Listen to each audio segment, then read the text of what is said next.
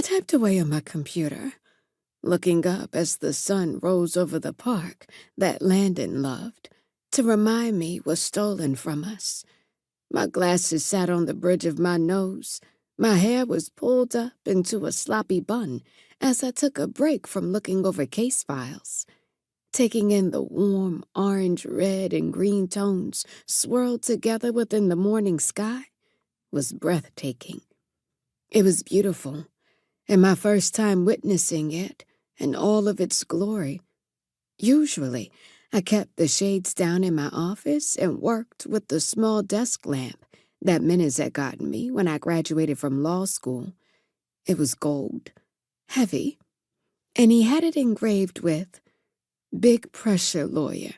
Proud of you, Maverick." I remember the day it was delivered to me. I had to sign and show ID just to retrieve the box.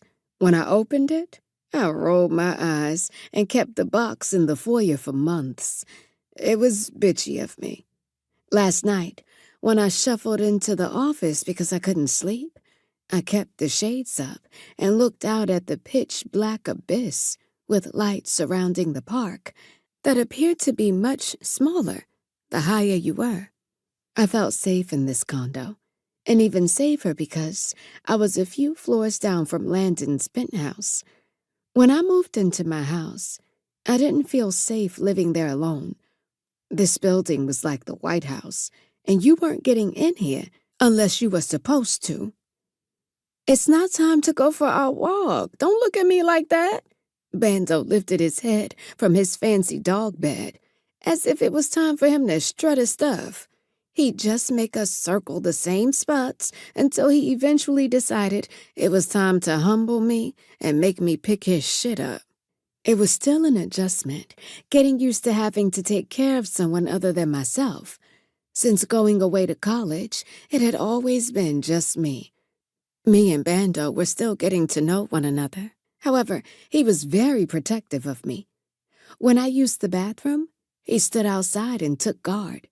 Whenever I went into the office in the middle of the night, he heaved a sigh, as if I was on his nerves, and followed behind me.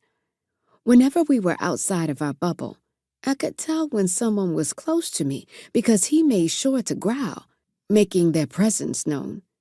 It surprised me how close he was to me, and we were still getting to know one another. Since our dog died when we were younger, I just knew I would never get another dog. I could lie and say it was because I wasn't an animal person, but it was because the pain of losing a pet was so great that I never wanted to go through it again.